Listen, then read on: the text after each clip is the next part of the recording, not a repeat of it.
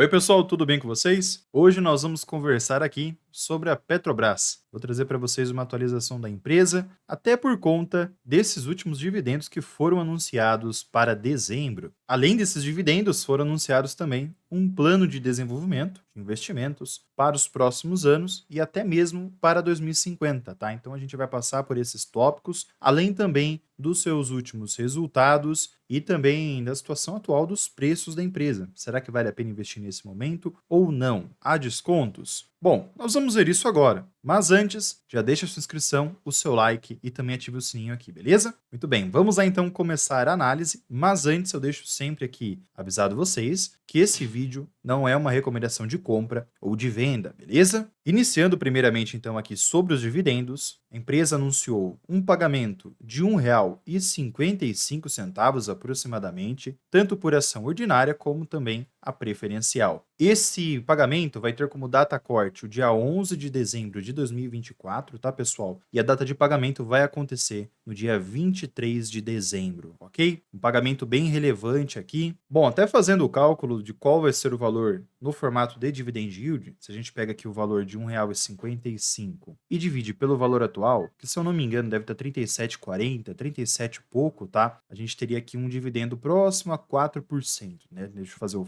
valor vezes 100, 4,14% de yield, valor bem expressivo aqui comparando outras empresas, né? Então, para quem é acionista ou quer investir, essa é uma oportunidade para você receber esse yield, mas é lógico que você tem que analisar o cenário também do valor da ação, né? Se vai ter volatilidades ou não. Outro ponto que a empresa deu andamento agora para os próximos anos foi a aprovação do plano de investimentos, onde a empresa preparou uma estratégia para pagar dividendos e também fazer investimentos bem relevantes aqui. Esses investimentos são muito importantes, pessoal, porque futuramente, pós 2030, por exemplo, 2030 até 2040, o petróleo vai começar a ter uma redução, tá? Vai ter uma mudança que será necessária. E a empresa está se preparando. O plano estratégico até 2050 busca conciliar óleo e gás com a diversificação em negócios de baixo carbono. Mas até o que é ok, né? Esse ponto todos nós já sabíamos que ia acontecer, que estava acontecendo, que era necessário, tá? Agora, o plano de negócio de 25 até 2029, a empresa prevê um investimento de 111 bilhões de dólares, sendo 98 bilhões na carteira de projetos em implantação e 13 bilhões de dólares na carteira de projetos em avaliação, tá? Investimento bem relevante aqui e ele veio 9% superior ao volume previsto do plano estratégico de 2024 até 2028, tá? Então temos uma elevação aqui. Fica agora a análise para a gente acompanhar se a empresa vai acertar nesses investimentos ou não. Mas a empresa ela é muito técnica, tá? Não tenho nem o que questionar. Já ocorreram aqueles problemas passados por conta de fatores externos que não vale a pena a gente entrar aqui no assunto, tá? Mas tecnicamente falando, a empresa é um colosso, tá? Então vamos aguardar. Possivelmente podemos ver muitos dividendos futuramente também aqui. A empresa costuma fazer esse equilíbrio nesses últimos anos, né? Vamos aguardar. Sobre os seus resultados agora, pessoal, nesse último trimestre, tivemos uma melhora, até analisando esse último período do segundo trimestre, tá? Até por conta de itens não recorrentes, vem sendo um momento desafiador para a empresa, até por conta de um Brent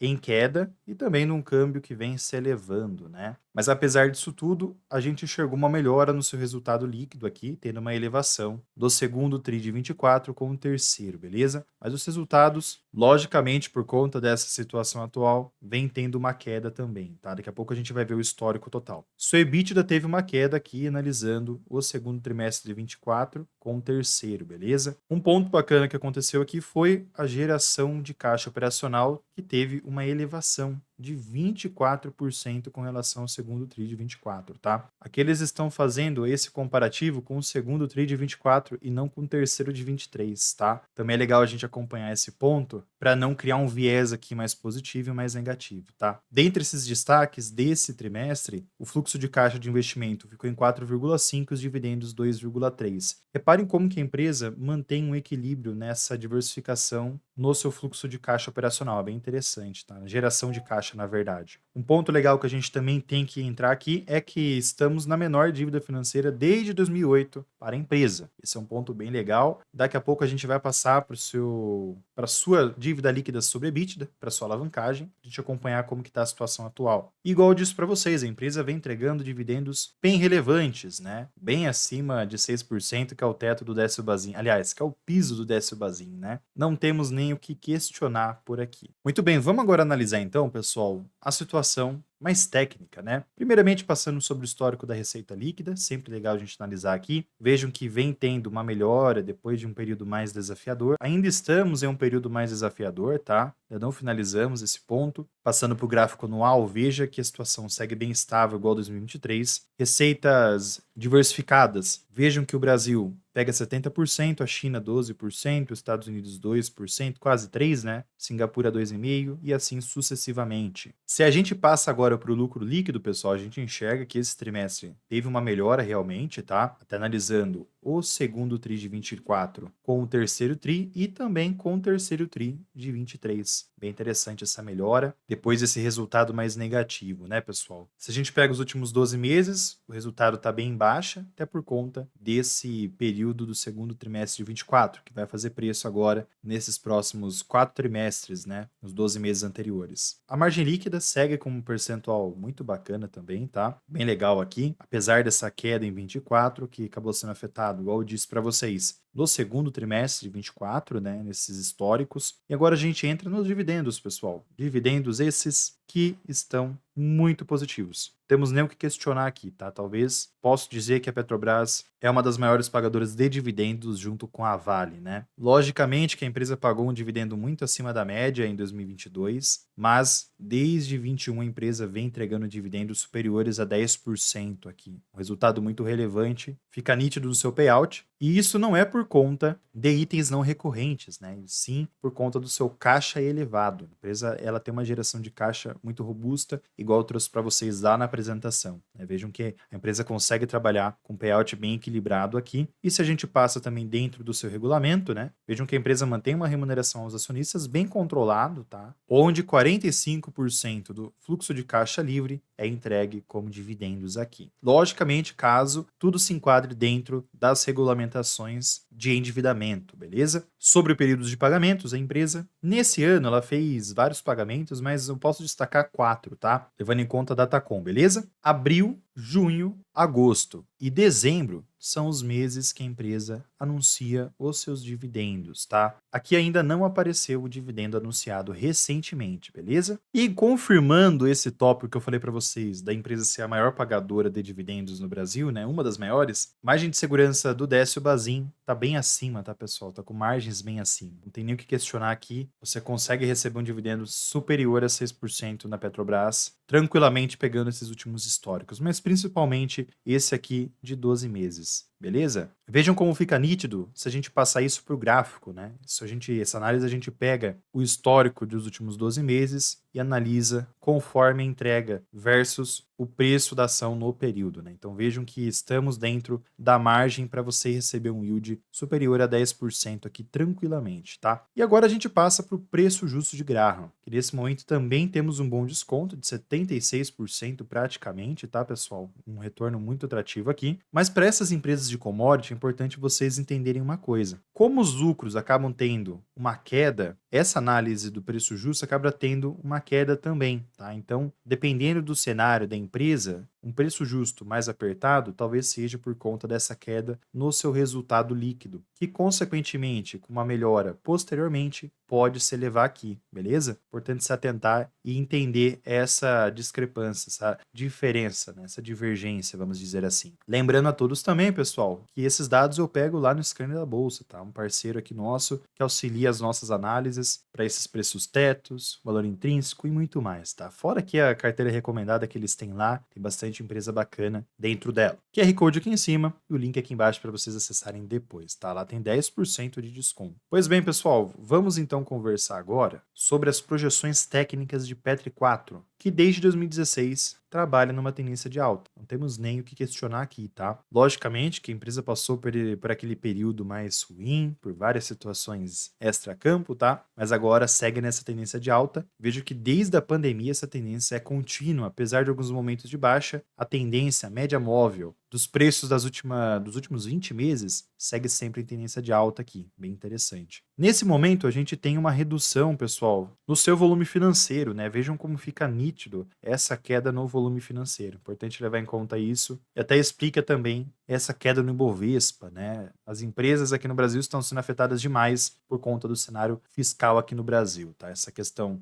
dos gastos públicos exagerados está ainda batendo bastante no IPCA e, consequentemente, na alta da Selic, no dólar, tá? Então, tá fazendo o preço aqui, beleza? Tá para sair um pacote fiscal ainda, mas estamos no aguardo. Até agora não saiu nada, beleza? Segue essa indecisão. Passando para o cenário mais a curto prazo, né, nesses últimos meses, a ação ela chegou nesse patamar de Fibonacci que eu deixei destacado nessas projeções, mas não consegue ultrapassá-lo, tá? Tem outras projeções mais à frente, como 42,70, 45,28, 46,77 e para finalizar 48,66, mais acima temos outras, mas vamos manter os pés no chão aqui ainda. A empresa segue caminhando de lado nesse momento, ok? O cenário tem que ficar mais positivo para a empresa alcançar patamares melhores, tá? Bom, como a empresa vem caminhando de lado, ela vem chegando bem próximo à média dos preços das últimas 20 semanas, tá? Então pode acontecer o quê? A empresa continuar de lado até chegar nessa região da média, beleza? Caso tenha uma queda, pessoal, a gente pode enxergar os preços chegando a 30,07, que é a primeira retração de Fibo e o primeiro suporte. Ultrapassando essa região, vem para os 27,05 e mais abaixo 24,04, tá? São regiões aqui mais a longo prazo, né, no seu gráfico mensal. Se a gente faz uma análise no seu gráfico semanal, fica nítido essa lateralidade, mas a gente vem percebendo que esse gráfico vem se apertando cada vez mais, né? Então, uma hora ele vai ter que definir se vai para cima ou para baixo, né? E pelo cenário atual, a situação está mais negativa.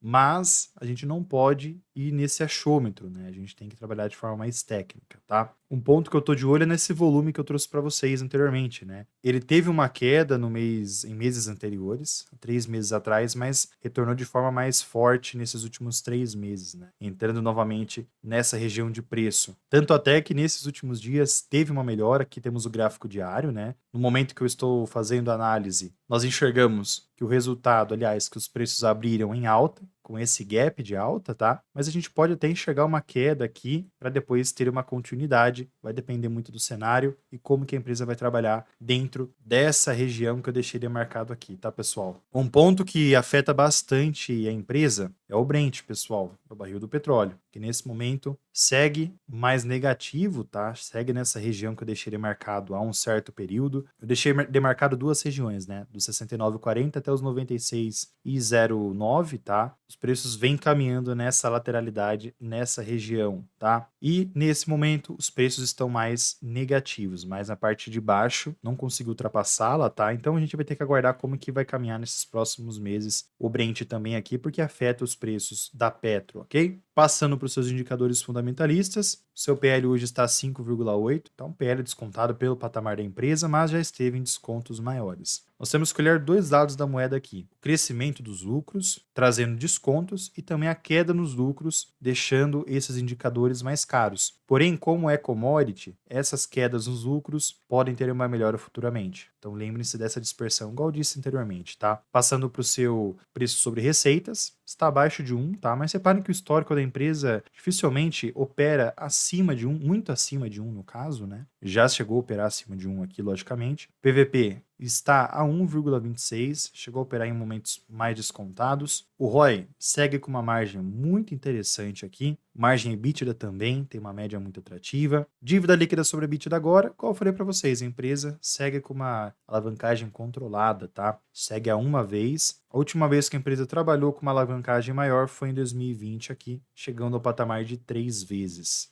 Isso levando em conta esse período, né, pós 2016 aqui. O VPA vem crescendo, seguindo o seu patrimônio, né? Vejam como vem tendo esse crescimento, a empresa vem fazendo muitos investimentos e o LPA segue bastante o lucro líquido, logicamente, né? Para quem fez investimento há 2 anos atrás na Petrobras, pessoal, está conseguindo uma rentabilidade muito boa. Teve gente que falou que a Petro ia cair, os resultados iam começar a cair, tá? Mas ela está se mantendo estável, tá? Apesar dessa lateralidade nesse período, ela segue estável com potencial de melhora futura, até por conta dos investimentos que estão sendo feitos, dos dividendos que estão sendo pagos, né? Chama atenção. Uma melhora, por exemplo, no Brent pode auxiliar a empresa aqui, apenas a empresa, né? Muitas pessoas acabam tendo um pouco de receio em investir na Petro por conta de cenários anteriores que já passaram e trouxe muito prejuízo para as pessoas, né? Para os investidores da época, beleza? Para quem gosta, tem análise também aqui do lado da Vale, que é uma outra empresa que leva o nosso Ibovespa, né? Eu vou ficando por aqui. Fiquem com Deus, um grande abraço a todos e fui, pessoal.